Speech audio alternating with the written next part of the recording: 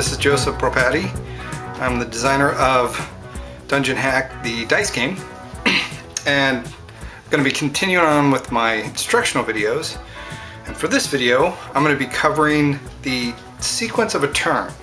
So these are all the steps that you'll take within a turn, because a turn is made up of rounds, and each dungeon tile basically incorporates a turn. So I've been getting a lot of questions on, can I make a reference sheet that will cover all the different sequences that you do when you're playing the game? And so I thought what I'll do is I'm going to make one, and it's basically it'll be a reference just to show all your steps that you can take during the turn, but I'm also going to show you in this video all the steps you can take. And the way it'll be broken down is I'll run through 2 or 3 turns, and I'll explain all the things you can do during each one of those turns, and kind of a top-down, stepwise of what you should follow and what you should think about during each turn to make sure you don't miss anything.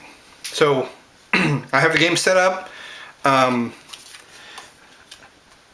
like the start of a brand new game. Everything's placed in their starting positions.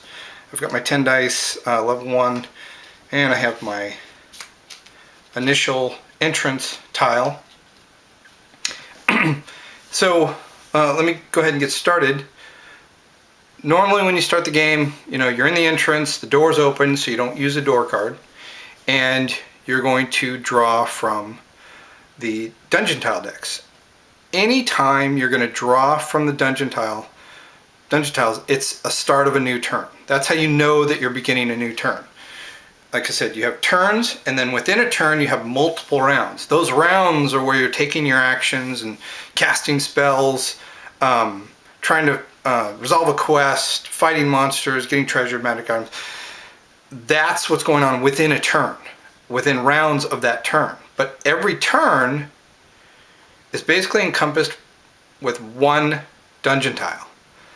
So you can think of every time you move in the dungeon and you start a new dungeon tile, that's going to be a new turn. Everything that happens within that dungeon tile, those are all rounds that make up that turn. So when we follow the chart, the dungeon tile phase chart, the first one we're going to pick is a corridor. So we'll draw a corridor tile, right? And we again match it so it's the red arrow matching up to the exit of where you are leading from. So I'm going to be going through here. I'll start at that red arrow, but I always got to make sure where my doors are, if I have any doors, since there's no door icon in here, no doors, so I'll be able to go right into the dungeon. And this is a corridor. And the thing about corridors is they act a little differently when you're in combat, because they're a confined space. So whenever you're fighting in corridors, there's always a random element of who's going to be getting damage if there's more than 3. But since we have 2 monsters, we draw our monsters. So we have a mantle and we have a giant spider. So we put them in our 2 space. That's the level of the monster, level 2. And then we have a trap. So we'll draw our trap, place that there. So move this over just a little bit. That's what's going to encompass this dungeon tile. So we know we're starting the turn. The sequence of events would be draw a dungeon tile, see if you have to get through an entrance door. If you had an entrance door, that would be the only thing you would do during this turn. The beginning of this turn is trying to get through that door. You don't draw any monster cards, you don't draw any traps. If that door is right in front of you, you have to resolve that first before you get into the actual corridor of this dungeon tile. But since there aren't any, we're right in the middle of it. So we'd say draw a dungeon tile would be the very first part of the sequence. The next would be see what we can draw the cards. So you would draw the cards that you need, monsters, traps, treasures, and those things. If it's a quest tile, which there would be a Q with a number, there might be quest monsters. So the second part of this is draw the cards that you need from the appropriate decks, place them on the playing field. Once those are set, I'd say the third part of the sequence, roll your dice. So we roll all of our dice, place them out on the table somewhere.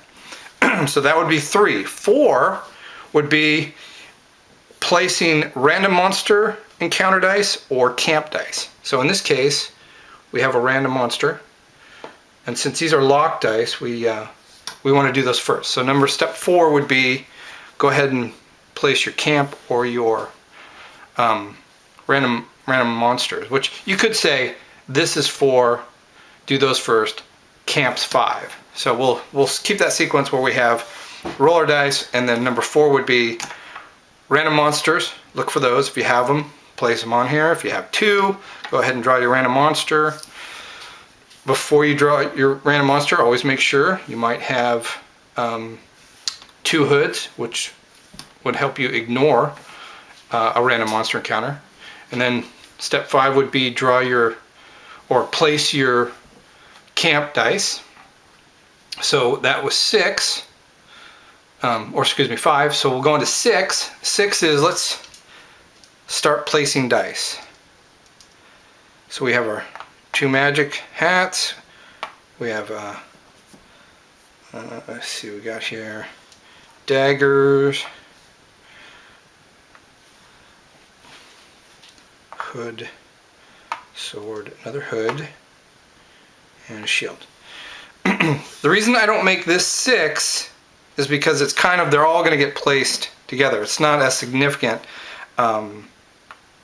as random monsters and camp dice. So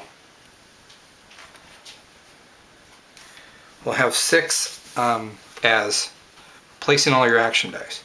So now that you've got the main first 6 steps of the turn sequence out, this is where the game really unfolds. This is where you start thinking about, what do I want to do, right? What kind of actions can I take? What am I going to resolve? What am I going to have combat? So step 7 is really, it kind of encompasses a lot of different actions you can take. You want to do, okay, what do I want to start with? Let's look at what encounters I have. I have a trap I have to deal with.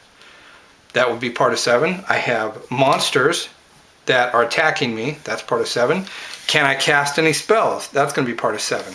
Do I have enough blessing dice where I can cause a reroll or affect monsters? So that's going to be part of 7. What kind of damage can I do? That's, again, all part of 7. So we start to assess in step 7 what it is we want to do.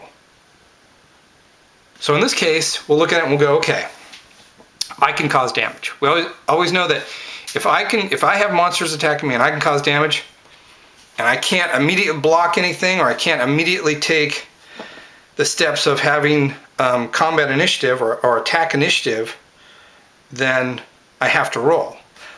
But in this case, since casting spells is part of this whole step, can I get attack initiative? And if we look at my spells, the fact that I have a wizard's hat and a thief's hood, that now fills the requirement for attack initiative. And since I have a wizard book, which allows me to cast a spell, I can cast this attack initiative spell, which puts these dice in regroup. I now don't have to worry about initiative, because I won initiative based on casting my spell. So these guys are going to get a second phase attack. I get the initial phase attack. So I will look at what I can cause damage with. I have 2 there. So with 2 plus monsters. So this can cause 1 point of damage. We'll place that on the dark mantle, and we can destroy that monster with the sword. Now, I know that I can do 2 points of damage. And the question is, who do I want to give the experience to? The fighter usually does a lot of damage, so what I'll do is I'll initiate with the fighter and I'll kill him with the thief, so it's 1 point, 2 points, and we'll give the experience to the thief.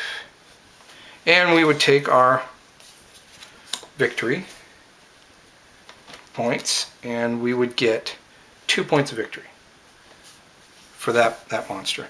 Now, move this over. Do we have a chance to do any damage to the giant spider? Well, let's see, what other things can we do? Well, we have another spell we can cast. We use our magic hat and our shield, and I can cast a web spell. Since I still have the spell book up, I can go ahead and cast the web spell.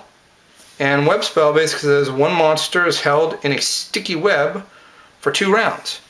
So the way you do this is put yourself a dice and put a 2 on it to mark that it's going to be out for 2 rounds. Now what else can I do? I have a hood and I have a spell book. Remember, just because this is sitting here doesn't mean you can't use it for something else. Problem is, you're just going to have to use it at the very end, or else you won't be able to cast spells. So just remember that this helps you use or cast spells, but it's still an available dice, still an available action dice.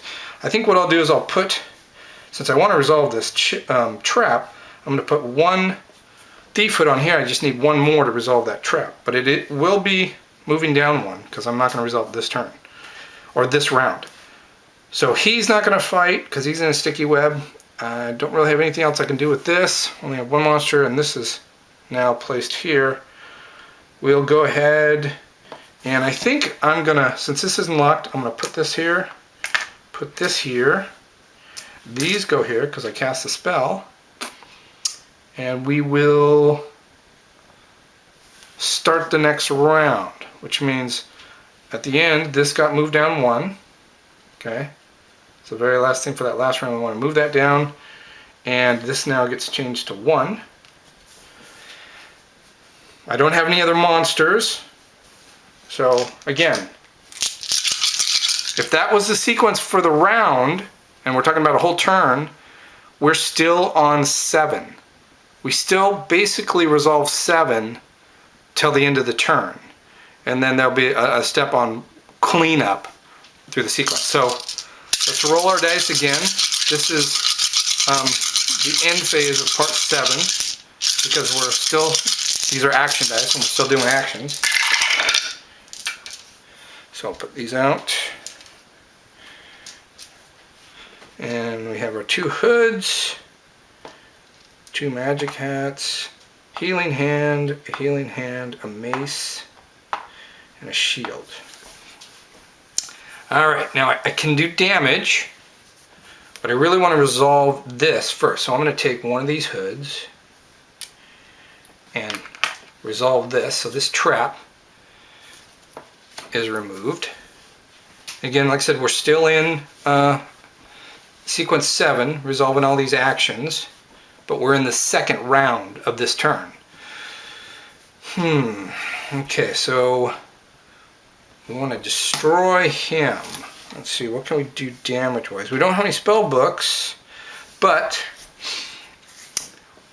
these 2 will cause a point of damage. So we know we can cause a point of damage here, and then we can convert one of these hands to a mace. It doesn't have to be, this doesn't have to show a mace. It's just any hand that you have, you can convert into a mace. So we're going to take these 2 mace and these 2 magic hats, and that's going to be our 2 points of damage. But the problem is we want to decide who's going to get the experience. I think we'll let the mage get the experience. So we'll do the cleric first, then the mage. This kills him. Mage gets 1, and then we also get 2 points of victory, 2 victory points. Now there's no more monsters, and there's no more traps to resolve. We've basically gotten everything in this room that's an encounter. we don't need to heal anybody, so we don't need the healing hand. Spells do not carry over into turn, so this is the time where you decide, okay, am I going to end the turn? Is there anything else I can do action-wise to resolve this dungeon tile? This dungeon tile, to resolve it, is monsters and a trap. Well, we resolve the monsters and we resolve the trap, so there's really nothing else in here we have to worry about.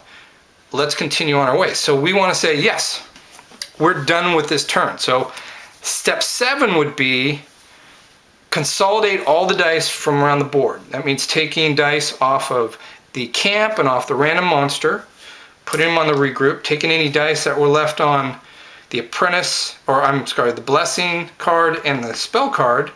Because remember, spell cards, you could leave these on here if you want and continue to cast that spell as long as you have a spell book. So if I wanted to keep getting initiative, attack initiative, if I had a wizard hat and a thief hood, I could leave them on the spell book, and then as long as I rolled another spell book, I can cast a spell and get attack initiative. Problem is, you're basically locking yourself out of 2 dice that you don't get to roll for something else. So you may have these stuck on here, not get a spell book, and you're not able to use them. But they're not locked in a sense. You still can put them in your regroup and use them for the next round, but or re-roll them. So we have decided there's nothing else we can do. Step 8 would be, okay, let's regroup and consolidate everything, and we'll put everything on our regroup card and look at all of our hit points, our health, and if there's any camp dice, because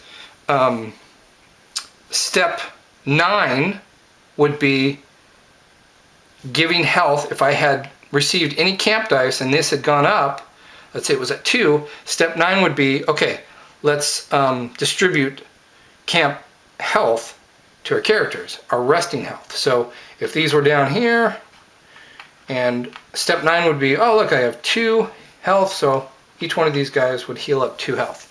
So that would be step 9. Step 10,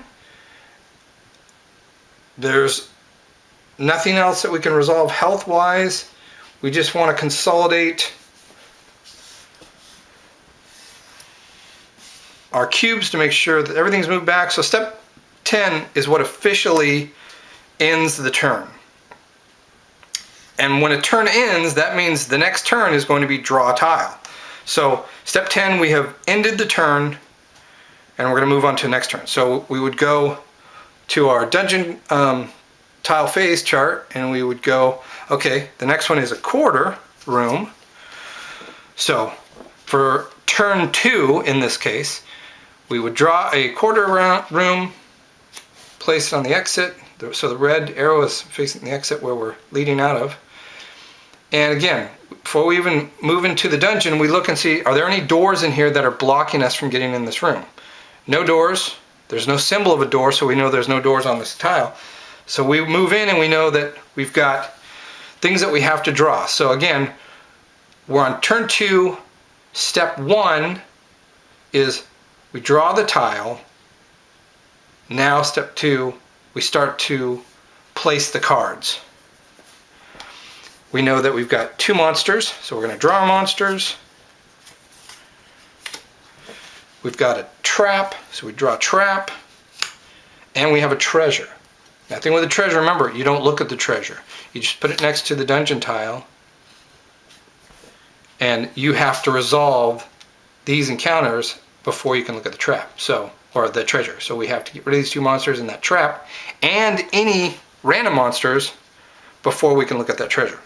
So step 2 is we've drawn the cards that are necessary for this dungeon tile and place them on the board or in the playing area. And then step 3. Step 3 is roll our dice.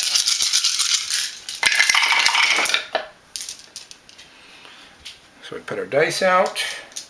Ooh, this one's going to be a bad one. Oh boy. But it's going to be a good example. So, step 4. What do? Draw our random monsters. Well, we have 3 random monsters, and what that means is you place your first 2. We don't have 2 hoods, so we can't nullify it. So we will draw a random monster. We get a dire rat. We take these off.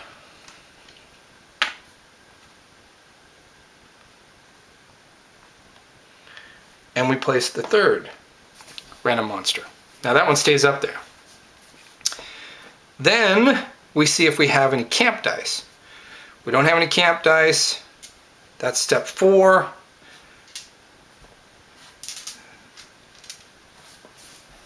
Let's see here. Or sorry, 3 is roll, 4, that's step 5 is camp dice. And then step 6 is place all the dice. So we have our mace, spell book, healing hand, another spell book, whoops, and cleric apprentice on the blessing. So steps, again, step 1, place a tile. Step 2, draw the cards, put them around the play area. Step 3, roll the dice. Step 4, place random monsters. Step 5, place camp dice. 6, actually place your action dice on all the characters, on spells or wherever it needs to be, right?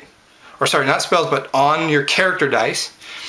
And then step 7 is start playing your actions.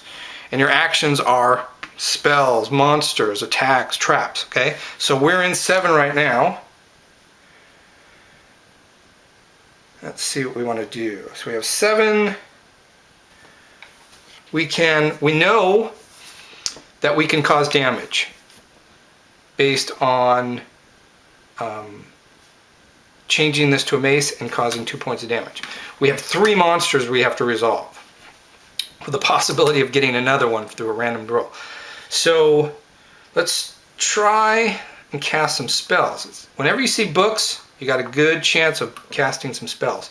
So this is really good. We can get initiative if we want, attack initiative. But will that initiative help us?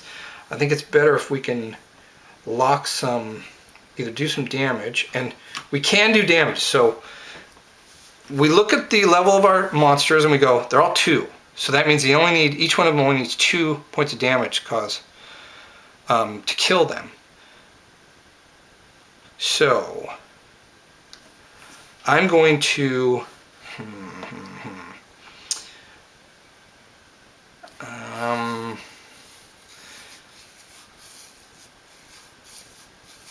we know that we can do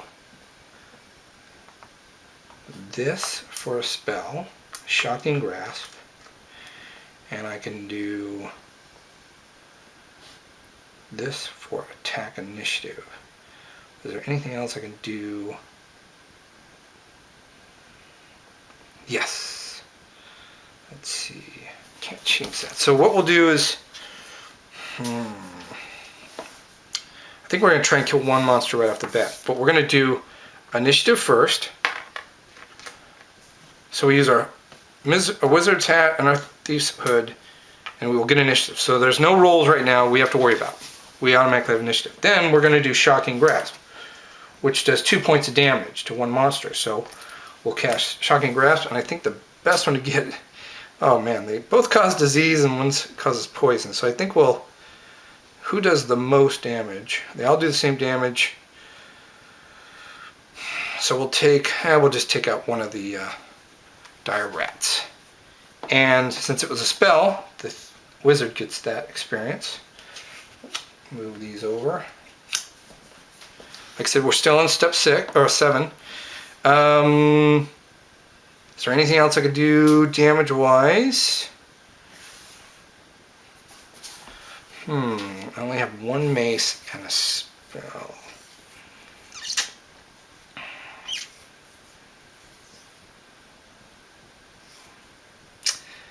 Shocking Grasp won't work because I need the book. And I still have a trap I got to deal with. So what we'll do, I think it's going to be risky, but I'm going to take these 2. I'm going to switch this to a hand, It's not going to show a hand here, but I'm going to place here so I know it's a hand, and we'll put it on the mace. So I have Shocking Grasp I can cast, but I need the book. So hopefully next round I get another book. I'm done with my turn. I can't do anything with that. I think I'll roll it on my next round. So now it's a monster's attack. We have 2 monsters. If I roll 2 or less for each monster, they get to, or that's right. They're not rolling for initiative, they're just rolling for damage because we already did our damage. We had initiative attack. So I will roll for damage. And the way it's going to work, it's a 1d3. So that's 2 points of damage plus 1. So 3 points of damage. And we have to remember there were 3 monsters attacking us because of the random. So this gets spread out to all party members, especially since we're in a room. So we have 2, 3. So we'll go 1, 2, 3. And this was 3 points of damage plus 1, so 4. So we'll go 1, 2, 3, 4. And you just kind of continue down through all 4 characters when you spread that damage out. The next thing is they produce damage, but now we got to check and see if on their special abilities. Always remember to check their special abilities. So we'll roll again. This is a 5 or 6. This is a 1 through 4. Kind of lucked out. If I'd switched those, that would have been bad. So it just happened to be I rolled and moved it. I didn't realize it, and I read it. So we got lucked out. We lucked out. No poison and no disease. And any of you thinking I should switch that, too bad. We're not going to deal with the trap, so that will move. So there's nothing else we can do. So we'll end this round, the first round of turn 2.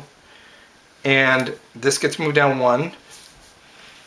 That stays. And we will keep these here because we want to keep them. And roll our dice. We did get 2 points of victory points. Oh, good, good, good. Good and bad. So we have our 2 camp, so we get 2 points. Those get rid. Then we have 2 mace, that'll do 2 points damage. And then we have our book and another mace and a hood. So this is great. So we lucked out. We have our book. We can cast our Shocking Grasp, but we don't have initiative. So we know we can do damage. We'll roll initiative. So we roll for these 2 guys. 5 and 5. Way higher than what they get. So we win initiative. So this is good. We can automatically cast Shocking Grasp. So I will kill the spider. The wizard gets that because it went 1, 2. And then we have 2 mace, which can cause 2 points of damage. So 1, 2. And that is another 2 points for victory. Now, can we avoid this trap?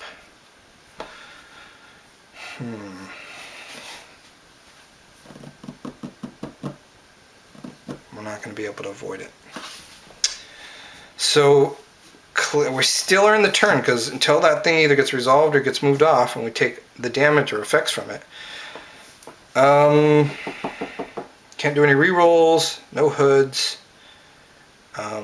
I can do this though. I can swap this, turn it into a healing hand, and heal one of my characters up 1 point.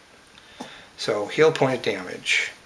And then I don't have anything to charge up, so these won't help. And then, yeah, that's about it. So we'll take these. We will end the round, not the turn. So the end of the round, this comes off the end of the board. And we have the effect of the gases. If not avoided, 1 frontline character is poisoned. So we will take our D4. We roll a 1, so 1. So he is poisoned. So we look for our poison card. We place that here. So now, even though this is out, because we took effect of it, now we have to deal with a poison card. And a poison disease card, this stays in play, keeps the turn going until I resolve this card. You cannot carry this into the next turn. This is going to cause 1 point of damage, so we have to roll to resolve this, which means we may have to deal with another random monster. Well, I'm going to take this off, and we are going to roll again, and hopefully get a hand, and no monsters. Okay, so we have these, and we have camp, and we got a healing hand. Alright, so we place our action dice on here. Wow, good roll. And now we start placing our action, so that will now resolve poison. And he did take, since it went to the next round, did take a point of damage, so we'll do our point damage. That would be from going from the round. Lucked out with not having any other random monsters, but we can use a hand to heal, and then we can convert 2 of these. 1, 2, convert these other 2, 1, 2, and then since we're going to end this turn, officially end it, we are going to get our 2 heals from camp. And then the last thing of the turn for 8 is, let's consolidate the dice. And then, sorry, 9 is we do our camp, which we just did. There was only 2. And 10 is, we officially classify that as over. So 9 or 10, that's the end of this turn. So nothing else we can do. Turn is over. Everything's resolved. We do get to see our treasure, which is a chest for 75 gold. And we would get to start a new turn, turn 3.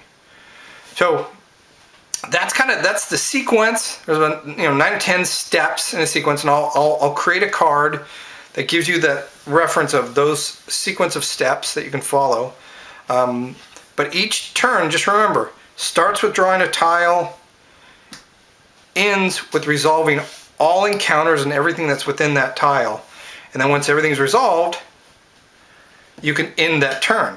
If you're in the dungeon tile and you're not resolving things like traps and monsters, then you continue round to round to round to round to resolve the turn. So turn encompasses the whole event of that dungeon tile. Rounds are what are going on within that turn. Actions, resolving traps, casting spells, dealing with monsters. Those are what are happening within the rounds of that turn. So I hope this gives you a better idea of the sequence of events, the steps that you take to play through a turn before you draw another dungeon tile, and in these steps, what actions you can take. So if you have any questions, go ahead and put them below the video in the comment section, and I hope this was a helpful video to let you know how rounds and turns are taken during a game session of Dungeon Hack. Thanks.